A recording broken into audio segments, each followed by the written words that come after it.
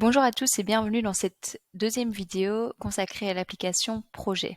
Donc aujourd'hui, ce qu'on va voir, c'est plutôt tout ce qui est paramétrage et configuration d'un projet pour que celui-ci fonctionne correctement en fonction de vos besoins. Donc à nouveau dans l'application projet, si je vais dans mes configurations, dans mes paramètres généraux, ici, je retrouve quelques configurations de base qui vont me permettre de générer certaines choses. Donc, par exemple, je vous ai montré dans la vidéo précédente comment générer des sous-tâches. Il faut que cette configuration-ci soit activée pour que vous ayez la possibilité de créer des sous-tâches dans vos tâches. Également, je vous ai parlé des étapes d'un projet, donc de cette vue où on peut glisser-déposer des projets d'une étape à l'autre. Donc ceci, c'est nécessaire d'activer les étapes du projet pour y avoir accès.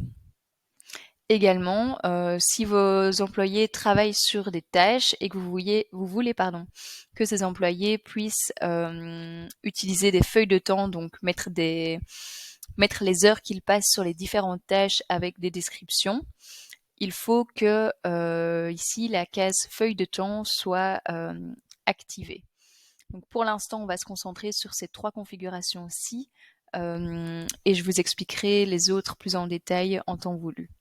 Donc au niveau des étapes du projet, je peux venir les configurer depuis cet endroit-ci directement ou alors dans configuration, étape du projet. Donc ici, vous voyez que j'ai défini 4 étapes de projet, donc nouveau, en cours, fait et annulé. J'ai la possibilité de modifier l'ordre à ce niveau-ci.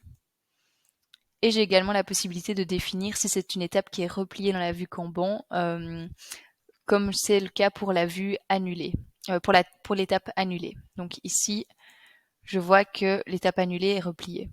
J'ai la possibilité de la déplier à ce niveau-ci, mais en fait, si vous ne faites pas cette modification dans les configurations, à chaque fois que vous allez revenir dans cette vue, elle va garder cette configuration d'être repliée. Donc ce n'est pas définitif la gestion des modifications des tâches à ce niveau-ci, des étapes, pardon. Et donc ici, si je vais sur mon étape en cours, ben voilà, je peux modifier le nom, je peux décider de la replier ou pas, et je peux modifier l'ordre de celle-ci. Je peux également en créer beaucoup plus si je le veux. Donc ça c'est pour les étapes. Et au niveau des projets, ici je retrouve mes différents projets. Donc ici je peux décider de modifier les paramétrages de mon projet. Donc par exemple je vais aller sur mon projet architecture. Donc ici j'ai accès aux différentes configurations de mon projet. Par contre, c'est également quelque chose que je peux accéder depuis les projets directement. Sur mes trois petits points, modifier, ce qui me permet d'arriver au paramétrage de mon projet, mais également à tout ce qui est lié à mon projet grâce au Smart Button ci-dessus. Donc ici, je vais vous présenter un peu les différents paramètres qui sont présents sur un projet. En tout cas, ceux qui sont intéressants pour l'instant, et je vous parlerai de la suite plus tard. Et donc, ici, voilà, si je veux que mon employé puisse encoder des feuilles de temps sur un projet, il faut que cette case-ci soit cochée.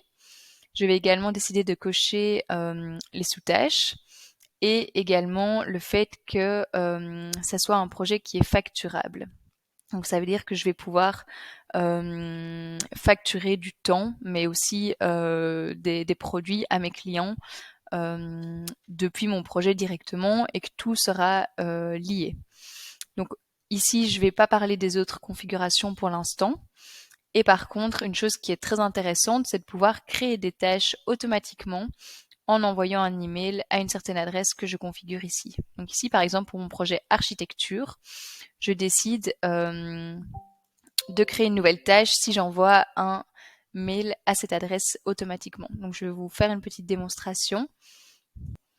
Donc ici, vu que les emails de tout le monde sont acceptés pour créer une nouvelle tâche, je sauvegarde, je vais voir dans mes tâches et voilà, je vois que dans Nouveau, j'ai une nouvelle tâche qui s'est créée automatiquement parce que j'ai envoyé un email à cette adresse.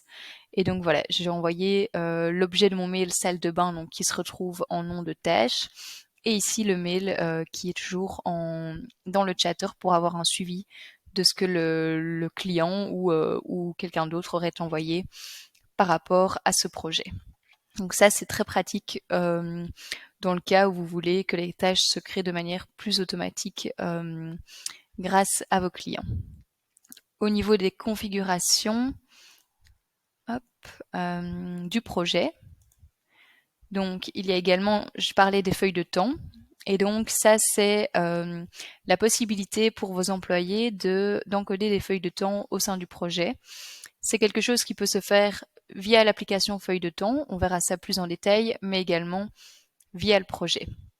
Et donc je vous propose de voir comment timesheeter sur un projet dans une prochaine vidéo. Bonne journée!